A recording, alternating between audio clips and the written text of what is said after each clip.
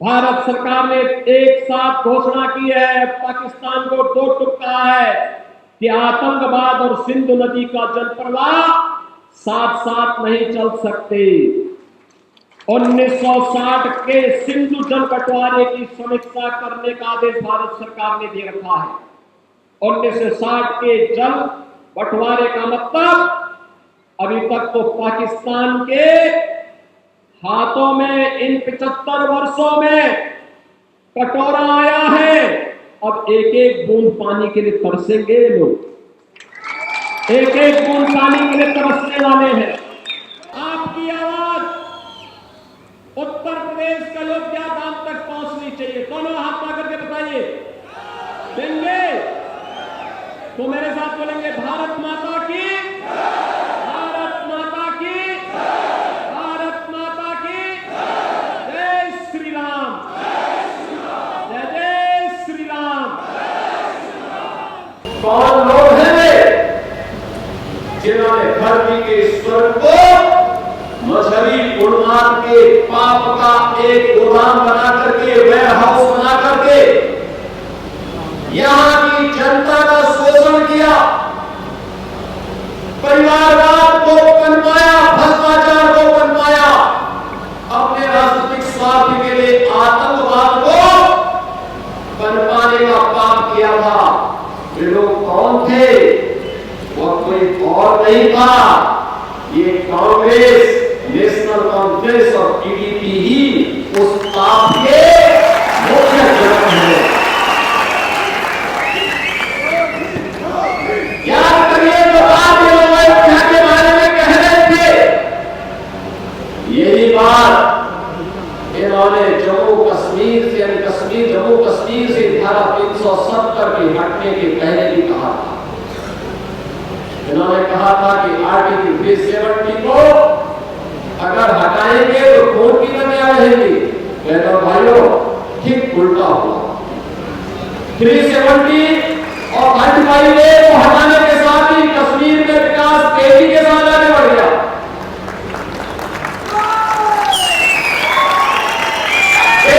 State से आगे tourism destination का बेहतरीन स्टेट बन गया है।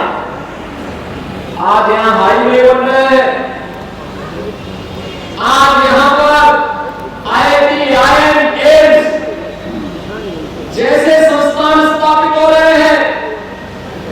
आज यहां के देश का सबसे बड़ा, सबसे ऊंचा ब्रिज जम्मू कश्मीर के अंदर बन रहा है और यहां के तलब बनकर के दूरी को कम से कम करने के कार्य हो रहे हैं। आज यहां के नौजवानों के हाथों में रोजगार है। कांग्रेस, नेशनल कॉन्फ्रेंस और टीडीपी ने यहां के नौजवानों के हाथों में कैबिनेट नहीं दिया, तमंचा पकड़ाया था, तमंचा पकड़वाने का काम कराया था। लेकिन भारतीय जनता पार्टी की मोदी जी के नेतृत्व की सरकार ने हमें स्किलफुल बना करके, कैबिनेट के साथ जोड़ करके उनके हाथों को रोजगार देने का कार्य किया है, रोजगार देने के लिए कार्य कर रही है। बहनों और भाइयों, मैं आज इसीलिए आपके पास आया हूं आपसे कहने के लिए, ये जम्मू कश्मीर विधानसभा का चुनाव इन्हीं बातों को लेकर के चलना है। जो लोग कहते हैं कि अगर इस सरकार अगर आती है तो 370 हम फिर से वापस लाएंगे, यानी 370 को वापस लाने का मतलब आतंकवाद के पुराने दौर को, परिवारवाद के और भ्रष्टाचार के पुराने दौर को जम्मू कश्मीर पर फिर थोपने का एक कुछ प्रयास। ये लोग वही लोग हैं जिनको शांति नहीं चाहिए, जिनको सौहार्द नहीं चाहिए, जिनको विकास नहीं चाहिए, जिनको केवल सत्ता चाहिए, सत्ता चाहिए। और सत्ता प्राप्त होने के बाद इनका व्यवहार क्या होता है कि किसी से छुपा हुआ नहीं है। आपने देखा होगा जब इस सत्ता में थे, चाहे वो कांग्रेस की सरकार रही हो, चाहे वो नेशनल कॉन्फ्रेंस की सरकार रही हो, चाहे वो टीडीपी की सरकार रही हो, जब भी वे जम्मू कश्मीर में शासन करने का अवसर प्राप्त हुआ, इन्होंने आतंकवाद को कर पाया। यहां के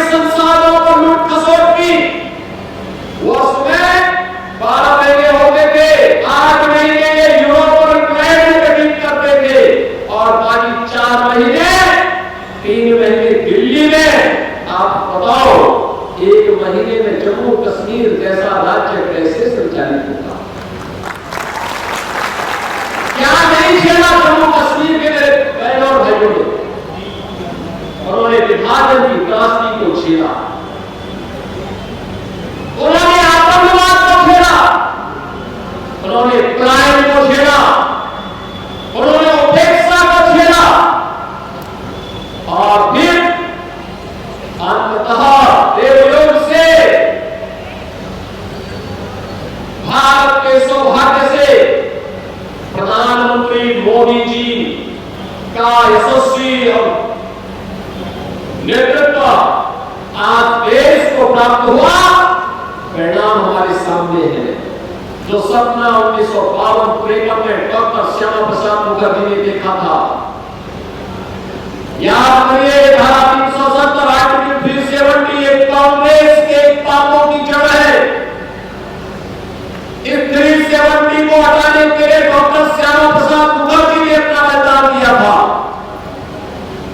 और उस समय उन्होंने एक नारा दिया था, एक देश में दो प्रधान, दो ध्यान, दो निशान नहीं चलेंगे, नहीं चलेंगे। इसके लिए उन्होंने अपना बलिदान दिया था। बलिदान की बड़ी परंपरा, लंबी परंपरा जम्मू कश्मीर के अंदर।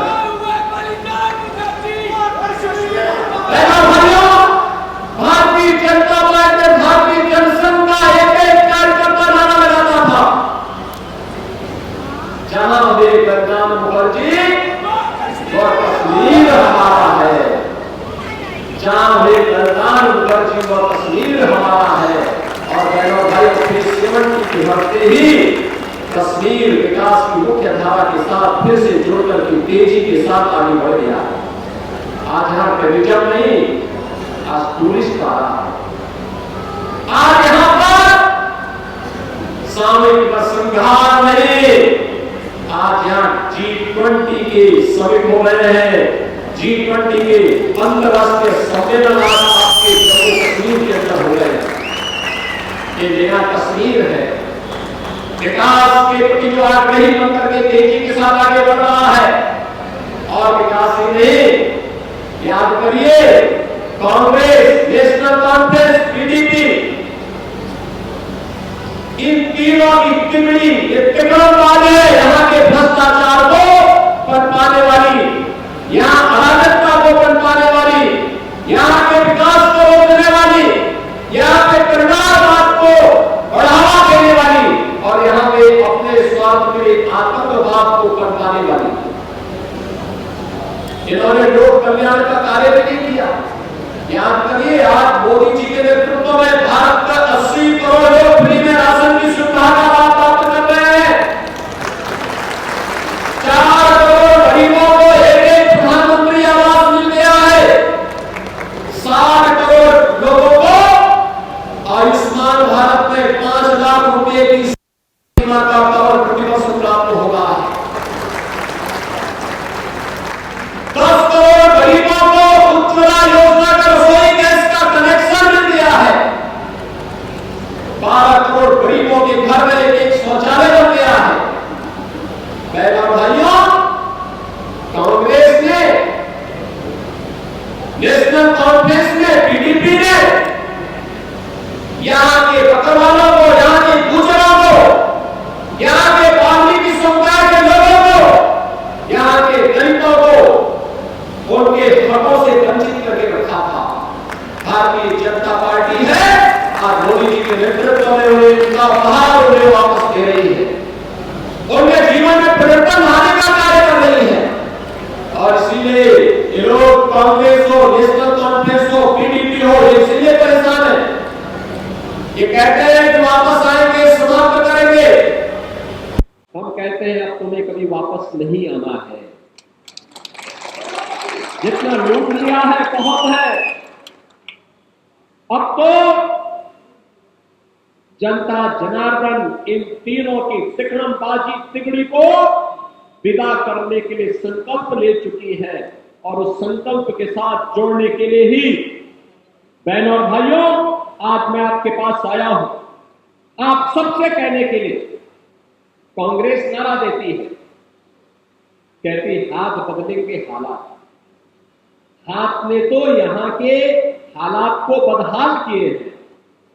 और इसलिए अब कांग्रेस हो या एनसीपी या एनसी या पीडीपी, इनके लिए अब कोई जगह यहां नहीं होना चाहिए।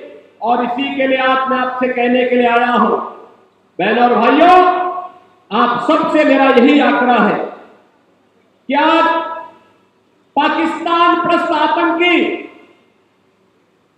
जो ये जानते हैं कि अगर उन्होंने भारत के अंदर अब कहीं आतंकवाद को भड़काने का काम किया, आतंकवाद को पनपाने का काम किया, या आतंकी गतिविधियों को कहीं न कहीं किसी भी रूप में उसे आगे बढ़ाने का प्रयास किया, तो उनकी दुर्गति क्या होने वाली है। ये नया भारत है, ये इसको बर्दाश्त करने वाला नहीं है। इसके सामने वह पूरी मजबूती के साथ खड़ा होकर के उसके पैरों को फाड़ने वाला है और उस दुर्गति तक पहुंचाने की स्थिति रखता है। जो मैंने पहले भी कहा कि आतंकवाद के लिए जीरो टॉलरेंस की जो नीति आज भारत की है, आतंकवादियों की वो दुर्गति करेंगे, न उन्हें ढकने के लिए कफन ही मिलने वाला है और न दफनाने के लिए 2 गज जमीन ही प्राप्त होने वाली है। बहनों भाइयों, जम्मू कश्मीर के बारे में, जब भारत के बारे में बात आती है, ये चुनाव इस बात को भी प्रदर्शित करने वाला है। हम लोग बचपन में गाते रहे हैं, बिना सिंध के हिंद कहां है, रावी बिन पंजाब नहीं, गंगा आखिर खुश हो कैसे, जब तक संग चीनाव नहीं है। बहनों और भाइयों, पाकिस्तान आज परेशान है 2 कारणों से। एक, अपने ही कर्मों की सजा भुगत रहा है। बलूचिस्तान कहता हमें पाकिस्तान में नहीं रहना, क्योंकि बलूचिस्तान के लोग कहते हैं, बलूचिस्तान के लोग कहते हैं कि साहब पाकिस्तान की हुकूमत कहती सारे विदेशी है। ये बलूचिस्तान के लोग अपने को अलग कह रहे हैं। और याद रखना, भारत सरकार ने भी घोषणा की है कि water and terrorism don't flow together, यानी भारत सरकार ने एक साथ घोषणा की है, पाकिस्तान को 2 टुक कहा है कि आतंकवाद और सिंधु नदी का जलप्रवाह साथ साथ नहीं चल सकते। 1960 के सिंधु जल बंटवारे की समीक्षा करने का आदेश भारत सरकार ने दे रखा है। 1960 के जल बंटवारे का मतलब अभी तक तो पाकिस्तान के हाथों में इन 75 वर्षों में कटोरा आया है। अब एक एक बूंद पानी के लिए तरसेंगे लोग, एक एक बूंद पानी के लिए तरसने वाले हैं। बहनों और भाइयों, मैं तो आपसे ये कहने के लिए आया हूं, जम्मू कश्मीर के अंदर भारतीय जनता पार्टी की डबल इंजन की सरकार लाइए, सुरक्षा और विकास भी पाइए, और सबे अटल जी का सपना भी साकार करिए, जिन्होंने कहा था कि हमें खंडित भारत नहीं, अखंड भारत चाहिए, अखंड भारत का सपना साकार करना है। याद रखना, पाक अधिकृत कश्मीर तैयार बैठा है।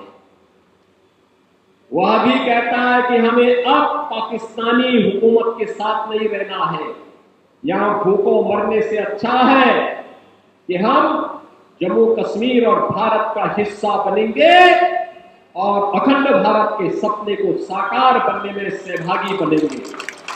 और बहनों और भाइयों, ये जम्मू कश्मीर विधानसभा का चुनाव सीट इससे हमारे लिए महत्वपूर्ण है। मेरी आप सबसे अपील है, भारतीय जनता पार्टी ने अपने प्रत्याशी के रूप में रामनगर से डॉक्टर सुनील भारद्वाज को अपना प्रत्याशी बनाकर के आपके बीच उतारा है। डॉक्टर सुनील भारद्वाज एक युवा और कर्मठ प्रत्याशी आपके बीच में है। ये रामनगर है, स्वाभाविक रूप से राजा राम के नाम पर और अयोध्या की स्मृतियों को भी आपके साथ जोड़ने के लिए रामनगर की स्मृति आपके साथ रहेगी। पिछली विधानसभा में सर्वश्रेष्ठ विधायक के रूप में जिस विधायक ने कार्य किया, ऐसे रणवीर सिंह पठानिया, ये उधमपुर ईस्ट के प्रत्याशी हैं, उधमपुर ईस्ट के प्रत्याशी के रूप में आपके बीच में है। और सुश्री सगुन परिहार, एक शहीद परिवार की बेटी, 3 लोगों ने, जिसमें से 2 आज चुनाव बाकी है, लेकिन तीसरी बेटी भी इसलिए आई है कहने के लिए कि हमने, हमारे परिवार ने बलिदान इसलिए दिया है, हमारा परिवार बलिदान इसलिए दिया है जिससे जम्मू कश्मीर अखंड भारत के निर्माण में अपना योगदान दे सके। उनके पिता ने, उनके चाचा ने अपना बलिदान इसलिए दिया। इन तीनों प्रत्याशियों के लिए आज यहां पर जो चुनाव 1 अक्टूबर को है, जिसमें डॉक्टर सुनील भारद्वाज और रणवीर सिंह पठानिया, इन दोनों प्रत्याशियों के लिए कमल चुनाव चिन्ह पर आप सबसे विकास, सुरक्षा और सुशासन के लिए भारी बहुमत से भारतीय जनता पार्टी को विजयी बनाने के लिए आप सबसे करने के लिए आपके बीच आया हो। आप सबका आशीर्वाद इन प्रत्याशियों को प्राप्त होगा, प्राप्त होगा। दोनों हाथ ला करके मुझे आश्वस्त करो, आपकी आवाज उत्तर प्रदेश का अयोध्या धाम तक पहुंचनी चाहिए। दोनों हाथ ला करके बताइए, देंगे तो मेरे साथ बोलेंगे, भारत माता की